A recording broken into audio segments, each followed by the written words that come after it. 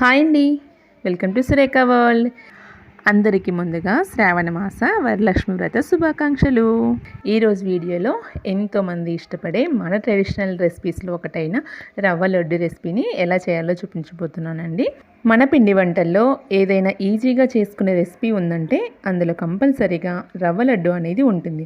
అయితే కొంతమంది రవ్వ లడ్డుని చేసేటప్పుడు అవి గట్టిగా రావటము, లేదంటే ఎక్కువ రోజు నిల్వ ఉండకుండా చెడిపోవటం లాంటివి జరుగుతూ ఉంటాయి కదా. సో అలా కాకుండా చాలా ఈజీ వేలో చాలా సాఫ్ట్గా లడ్డూలని ఎలా చేసుకోవాలో చూపించబోతున్నానండి. లేట్ చేయకుండా మీరు కూడా ఈ వీడియోని చూసేసి మీరు కూడా ట్రై చేయండి. ఈ రవ్వ లడ్డూలకి నేను పచ్చి కొబ్బరిని యాడ్ చేస్తున్నానండి. టేస్ట్ అయితే చాలా బాగా వస్తుంది. సో దీనికోసం పచ్చి కొబ్బరిని ఇలా చిన్న చిన్న పీసెస్గా కట్ చేసి శుభ్రం చేసేసి తీసుకున్నానండి. దీన్ని మిక్సీ జార్లో వేసి మిక్సీ పట్టుకోవాలన్నమాట. సో చూడండి, మిక్సీ జార్లో వేసి మిక్సీ పట్టుకున్న తర్వాత ఇలా వచ్చేసింది కదా. దీన్ని ఒక సైడ్ ఉంచేసుకోవాలండి. ఇలా మిగతా కొబ్బరిని అంతా కూడా ఇలానే మిక్సీ పట్టేసుకోవాలి. మిక్సీ పట్టిన తర్వాత కొబ్బరిని ఒక ప్లేట్లోకి తీసుకొని సైడ్ ఉంచుకోవాలండి. ఇప్పుడు ఈ కొబ్బరిని మెజర్ చేసుకోవాలా, అంటే ఎంత క్వాంటిటీ వచ్చిందని చూసుకోవాలండి. నాకైతే ఇది 2 కప్స్ దాకా వచ్చేసిందండి. సో నేను ఇక్కడ ఎందుకు కొలుస్తున్నానంటే దీనికి కరెక్ట్ క్వాంటిటీలో రవ్వ తీసుకోవాలి. అలాగే స్వీట్ కోసం బెల్లంని యాడ్ చేసాం కదా, అది కూడా సేమ్ క్వాంటిటీ తీసుకోవాలండి. సో అందుకనేసి నేను కొలిస్తే నాకు 2 కప్స్ దాకా కొబ్బరి పొడి వచ్చేసింది. అలాగే నేను 2 కప్స్ దాకా రవ్వను కూడా తీసుకున్నానండి. దీన్ని బొంబాయి రవ్వని తీసుకోవాలా. ఈ బొంబాయి రవ్వని కూడా ఇలా తీసుకున్న తర్వాత దీన్ని కూడా ఫ్రై చేసుకోవాలన్నమాట.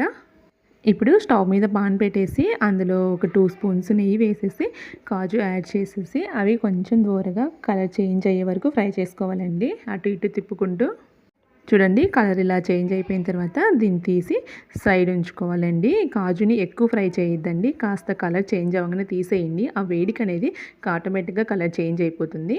ఇప్పుడు అదే నెయ్యిలో చాప్ చేసుకున్న బాదంను కూడా ఇందులో యాడ్ చేసి సేమ్ అదే విధంగా కొద్దిగా ఫ్రై చేసుకోవాలండి. కలర్ చేంజ్ అయిపోయిన తర్వాత తీసేసి వేరే ప్లేట్లో పెట్టేసుకోవాలి. ఇవన్నీ తీసేసిన తర్వాత అదే పాన్లో నెయ్యి ఉంటుంది కదా, దానికి ఇంకో 2 స్పూన్స్ నెయ్యిని యాడ్ చేసి మనము బొంబాయి రవ్వని ఇందులో వేసుకొని ఫ్రై చేసుకోవాలన్నమాట. ఇప్పుడు మంటను మీడియం ఫ్లేమ్లో పెట్టేసి బాగా దోరగా ఫ్రై చేసుకోవాలండి. దోరగా ఫ్రై చేస్తేనే టేస్ట్ అనేది రవ్వ లడ్డు చాలా బాగుంటుందండి.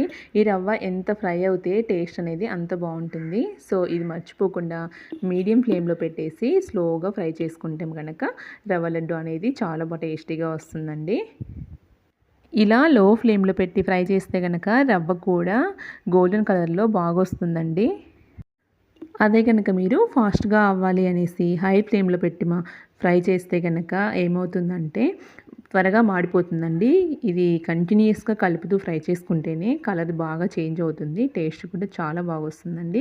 మనం ఫ్రై చేసేటప్పుడే ఇది బాగా ఫ్రై అయిపోయిందని నేను ఎలా తెలుసుకోవాలంటే ఆ స్మెల్ చాలా బాగా వస్తుందండి. ఆ స్మెల్ చూస్తే మనము ఈ రవ్వని వేరే ప్లేట్లోకి తీసుకుంటే సరిపోతుంది. చూడండి, రవ్వ మంచి కలర్లోకి వచ్చేసింది కదా. ఇప్పుడు ఒక వేరే ప్లేట్లోకి తీసుకోవాలి. అదే పాన్లో ఇంకాస్త నెయ్యి యాడ్ చేసి అందులోకి మిక్సీ పట్టేసిన కొబ్బరి తురుమును కూడా ఇందులో యాడ్ చేసేయాలండి. యాడ్ చేసి బాగా పచ్చివాసన పోయేంత వరకు ఫ్రై చేసుకోవాలి.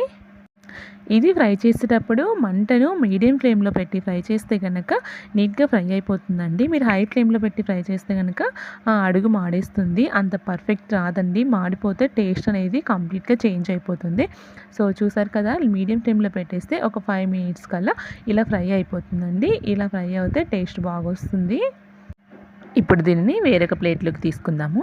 అదే బాండిలో ఇంకాస్త నెయ్యి యాడ్ చేసి ఇందులో బెల్లం, అంటే 2 కప్స్ బెల్లాన్ని తీసుకున్నాను కదా, అది ఇందులో యాడ్ చేసేసి వాటర్ ఏం వేయకుండా ఆ నెయ్యితోటే కరిగించేసేయాలన్నమాట.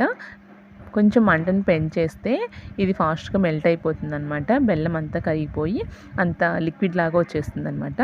సో చూడండి, ఇందులో వాటర్ అస్సలు యాడ్ చేయొద్దండి.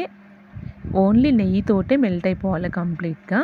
జస్ట్ కలుపుతూ ఉంటే ఫాస్ట్గానే మెల్ట్ అయిపోతుంది, ఎక్కువ టైం కూడా తీసుకోదు. జస్ట్ ఒక 5 మినిట్స్లో ఇది మొత్తం మెల్ట్ అయిపోతుంది. సో చూడండి, మధ్య మధ్యలో కలుపుతూ ఉండాలి. ఇలా వాటర్ యాడ్ చేయకుండా ఆయిల్తో కానీ నెయ్యితో కానీ ఫ్రై చేసేటప్పుడు అడుగు మందమున్న పాన్తో చేస్తేనే పర్ఫెక్ట్గా వస్తుందండి. చూడండి, కంప్లీట్గా మెల్ట్ అయిపోయింది కదా. ఇప్పుడు దీన్ని ఒక పొంగు వచ్చే వరకు ఉడికించుకోవాలి.